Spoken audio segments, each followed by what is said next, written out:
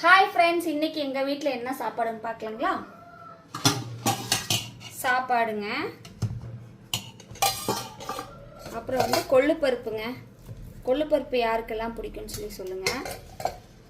அதுக்கப்புறம் வந்து முட்டை வந்து கிரேவி பண்ணியிருக்கோம். கிரேவிங்கிறத விட இது வந்து மிளகா பொடி வெங்காயம்லாம் போட்டு பெரட்டி சாப்பிட்டா டேஸ்ட்டாக இருக்கும். மட்டன் மசாலா பொடி போட்டிருக்கேன். அடுத்தது பார்த்திங்கன்னா நேற்று வச்ச சிக்கன் குழம்பு கொஞ்சம் இருக்குது, சூடு பண்ணியிருக்கோம். அப்புறம் வந்து ரசம் இருக்குது. ரசம் இருக்கனால கொள்ளுப்பருப்பு ரசம் வைக்கல, இதோட விட்டுட்டோம். ஸோ இன்றைக்கி வந்து எங்கள் வீட்டில் இதுதான் காலையிலத்துக்கும் மத்தியானத்துக்கு இதுதான். எக்ஸ்ட்ரா வேணால் மத்தியானத்துக்கு எதாவது செய்வோம். எப்பவுமே எங்களோடது இதுதான், ஓகேங்களா? டிஃபன் தோசை இட்லி எதுவுமே காலையில் செய்ய மாட்டோம். நைட்டில் மட்டும்தான் டிஃபன் ஐட்டம்லாம். உங்கள் வீட்டில் என்னன்னு சொல்லி கமெண்ட் பாக்ஸில் கமெண்ட் பண்ணுங்கள்.